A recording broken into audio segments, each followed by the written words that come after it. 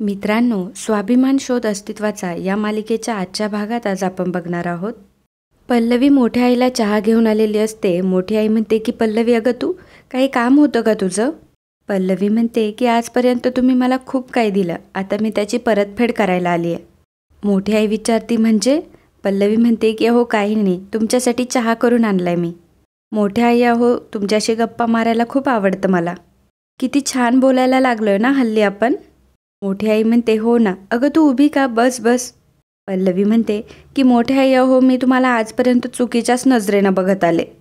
नाही पण आता मला सगळं कळलंय हा. अहो तुमचं मन किती मोठे आहे, या घरासाठी तुम्ही किती खस्ता खाल्ल्या आणि हे घर फक्त तुमच्यामुळं टिकून आहे. मोठी आई म्हणते की पल्लवी, हे तू म्हणतीयस?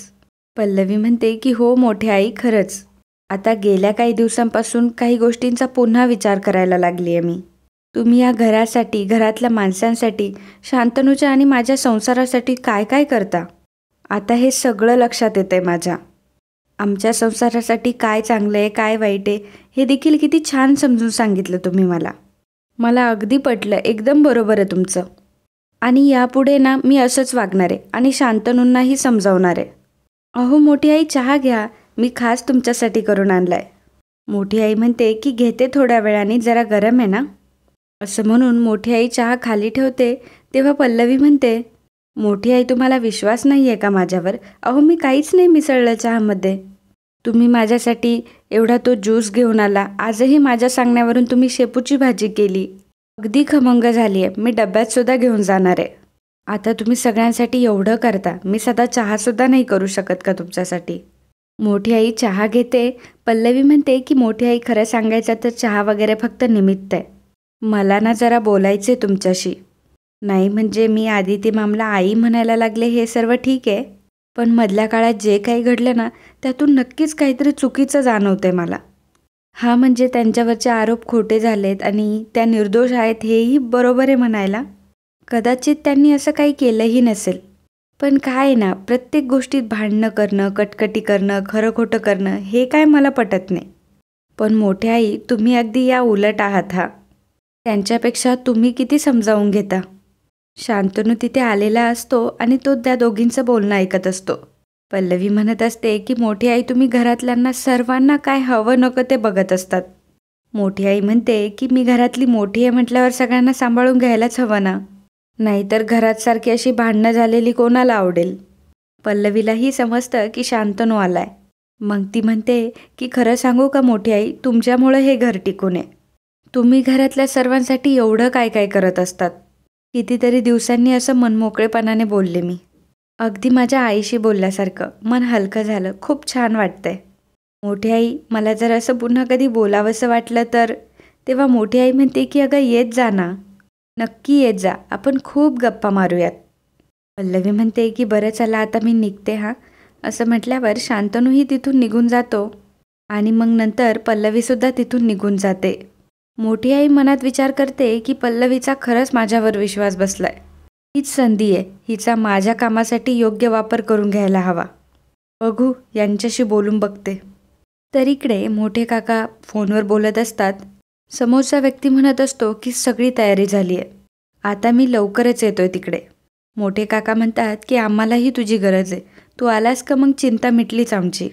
फक्त एक काम कर की मी सांगितल्याशिवाय घरात येऊ नकोस आणि कोठेही काही गडबड होता कामा नये. आपल्याला एक फार मोठा डाव खेळायचा आहे आता, आणि त्यात तुझ्यावर कामगिरी मोठी बरं. तेव्हा तो मुलगा म्हणतो की हो, तुम्ही म्हणताय तसंच होणार आणि घरात येऊन मी आता मोठा बॉम्ब फोडणार.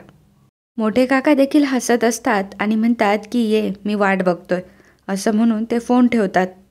तर इकडे पल्लवी तिची बॅग घेण्यासाठी रूममध्ये आलेली असते. तेव्हा शांतनू पल्लवीला म्हणतो की Pallavi, thank you so much. Actually मी आता मोठ्या आईला भेटायला येत होतो, तुमचं बोलणं सुरू होतं आणि ते माझ्या कानावर आलं. खूप छान वाटलं मला. किती हसत खेळत बोलत होता तुम्ही.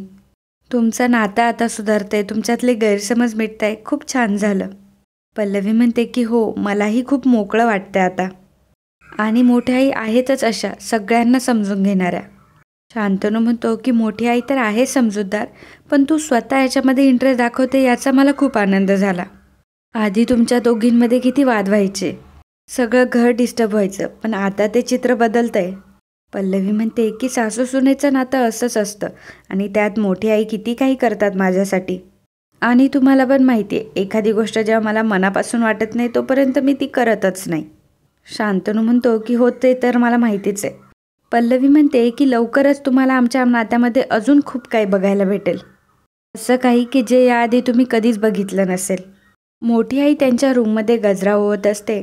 मोठे काका म्हणतात की काय सुपर्णा, आज एकदम गजरा वगैरे, कुठे बाहेर जायचा बेत आहे की काय? मोठी आई म्हणते की नाही नाही, माझा कुठेही बाहेर जायचा बेत नाही आहे आणि हा गजरा माझ्यासाठी नाही पल्लवीसाठी आहे.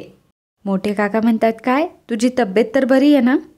ताप तर नाही आलाय ना तुला? तू पल्लवीसाठी स्वतःच्या हाताने गजरा तयार करतेयस?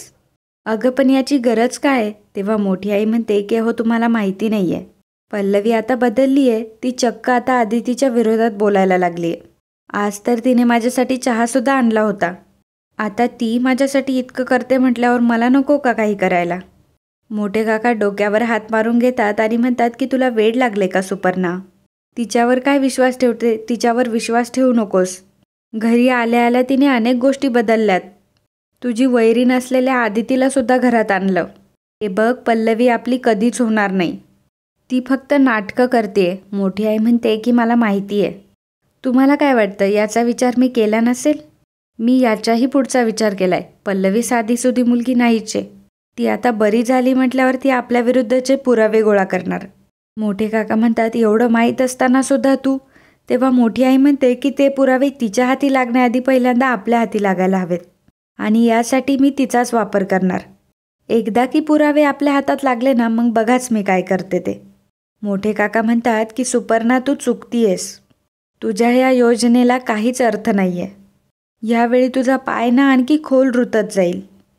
मोठी आई म्हणते की काळजी करू नका, मी कुठेही अडकणार नाही.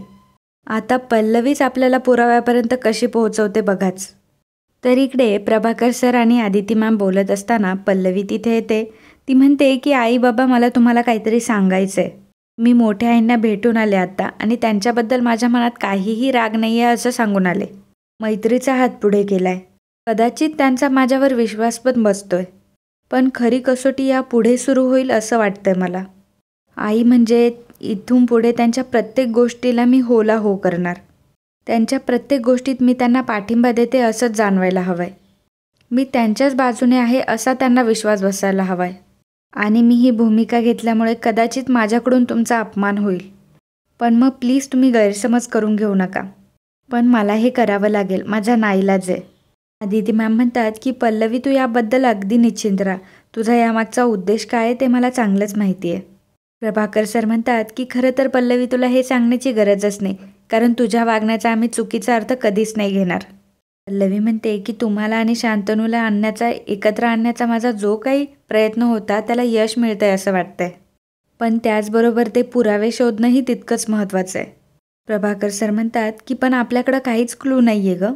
पल्लवी म्हणते की पण मला नाही वाटत की ते पुरावे मोठ्या आईंकडे पण असतील. म्हणजे आपल्यापेक्षा त्यांना जास्त गरज आहे आणि त्यांचीही धडपड सुरू असेल. आपण त्यांच्या हालचालींवर लक्ष ठेवायला हवंय. प्रभाकर सर म्हणतात की एक मिनिट, त्या दिवशी रिक्षातून जाण्याच्या आधी तो लिफाफा तुझ्या हातात होता. पल्लवी म्हणते की हो बाबा, ते माझ्याच हातात होते आणि मी तिथून निघालेही होते, पण नेमकं रिक्षात असताना माझ्यावर हल्ला झाला आणि ती पर्स आणि तो लिफाफा तिथेच कुठेतरी पडला. आता तिथल्याच कोणीतरी माणसाने आणून दिलं असेल माझं सामान, पण पर्स बाकीच्या वस्तू मला मिळाल्या. कदाचित त्या माणसांनी माझ्या सामानामध्ये तो लिफाफाही आणून दिला असू शकतो. आदिती मॅम म्हणतात की हे अगदीच शक्य आहे बरं पल्लवी. प्रभाकर सर म्हणतात की त्या दिवशी हॉस्पिटलमध्ये एक वॉर्ड बॉय तुझं सगळं साहित्य घेऊन येण्यासाठी आला होता.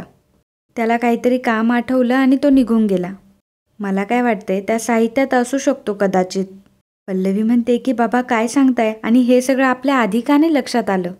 म्हणजे तसं बघायला गेलं तर तो लिफाफा हॉस्पिटलमध्येच होता, आपण सगळं होतो तिथेच, आणि मला तर नीट काही आठवत पण नाही आहे. प्रभाकर सर म्हणतात की पल्लवी, मला त्यांची नावं आठवतात. एक राजू होता आणि त्याच्यासोबत होता तो महेश, आणि जी नर्स होती ती प्रिया. पण यातला जो राजू होता ना, तो साहित्य देण्यासाठी आला होता. पल्लवी म्हणते की जर तो लिफाफा राजूकडे होता तर आपल्याला त्यातून काहीतरी माहिती मिळू शकते. मी आजच जाऊन त्याला भेटते. कॉलेजमध्ये एक्स्ट्रा लेक्चर असं सांगते आणि तिकडंच जाते. अदिती मॅम म्हणतात की वहिनींना जर या कागदपत्राचा सुगावा लागला ना पल्लवी, मग त्या हॉस्पिटलमध्ये सुद्धा पोचतील हां. पल्लवी म्हणते की काळजी तर घ्यावी लागणारच आहे आई, कारण कितीही काही म्हटलं तरी त्या मोठ्या आई आहेत. त्यांच्यापासून आपल्याला सांभाळूनच राहावं लागणार आहे. आणि आजही मी बाहेर निघाली म्हटल्यावर त्यांनी. पल्लवी म्हणते की आपण एक आयडिया करू शकतो, पण त्यामध्ये मला तुमच्या दोघांची साथ हवी आहे. तेव्हा आदिती विचारते की कसला प्लॅन. पल्लवी म्हणते की आई हो एवढं टेन्शन नका घेऊ. आणि मग पल्लवी आदिती मॅमला प्लॅन सांगू लागते.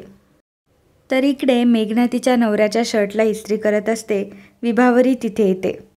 तेव्हा विभा म्हणते की मेघना अगं या सगळ्या गोष्टी इथे मांडून का ठेवल्यात. मेघना म्हणते की विभा आई अहो या सगळ्या यांच्या वस्तू आहेत. हे घड्याळ आम्ही जेव्हा बाहेर फिरायला गेलो होतो तेव्हा त्यांना आवडलं होतं. हा गॉगल तर अतिशय आवडीचा आहे त्यांच्या.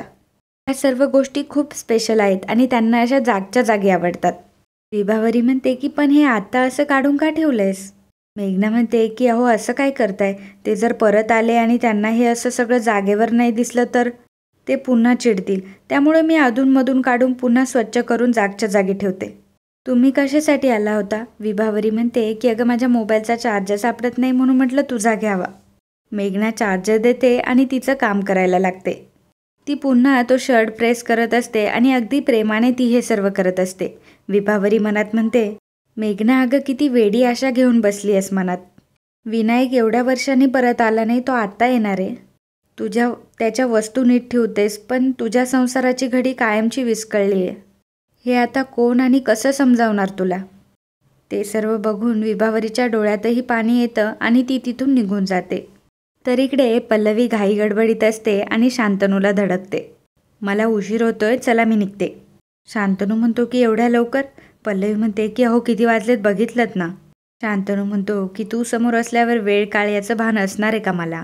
वेळ कसा निघून जातो काही कळतच नाही. मला तर वाटलं होतं तू आज जाणारच नाही. काल रात्री एवढं जागरण झालंय. तेव्हा पल्लवी शांतनूच्या ओठावर बोट ठेवते आणि म्हणते की नाही, आणि लाजते आणि म्हणते की काही काय बोलताय तुम्ही. शांतनू म्हणतो की काही काय, जे मनात येते ते बोलतोय मी. तूच तर सांगतेस की जे मनात येईल ते बोलत जा मोकळेपणाने. पल्लवी म्हणते की त्या गोष्टीचा संबंध इथे जोडू नका, मी निघते. असं म्हणून शांतनूचा हात बाजूला करून ती निघते, परंतु शांतनू तिला पुन्हा पकडतो. तो म्हणतो की जायचंच आहे. पल्लवी म्हणते की हो. तो म्हणतो मला सोडून जाणार आहेस. पल्लवी हसते आणि म्हणते की दुसरा इलाज तर नाहीये. मी आत्ता जाते, आपण संध्याकाळी भेटूयात ना. शांतनू म्हणतो संध्याकाळी भेटायचं. पल्लवी म्हणते की भेटायचं म्हणजे नुसतंच भेटायचं. प्लीज जाऊ द्या ना, मला उशीर होतोय. आणि मित्रांनो, आजचा भागही इथेच संपतो. पुढील भागात आपल्याला पाहायला मिळणार आहे. मोठी आई पल्लवीला विचारते की तू बॅग घेऊन कुठे निघालीस. तुला वेळ होता ना अजून. पल्लवी म्हणते की माझं एक्स्ट्रा लेक्चर आहे, त्यामुळे मी जरा लवकरच निघते. मोठी आई मनात विचार करते की लेक्चर नाही, कदाचित ही पुरावे शोधायला जात असेल. हिच्याबरोबर तर जायलाच हवं. तेव्हा मोठी आई म्हणते की एक काम करते, मी पण येते तुझ्यासोबत. मोठी आई मनात विचार करते की पल्लवी, मी तुझ्यापेक्षा जास्त पावसाळे बघितलेत आणि तुलाही चांगलंच ओळखते. आज काय तुझी पाठ सोडणार नाही. पल्लवी मनात म्हणते की तुम्ही माझी पाठ सोडणार नाही याची कल्पना होतीच मला. हरकत नाही, बघाच आता. नाही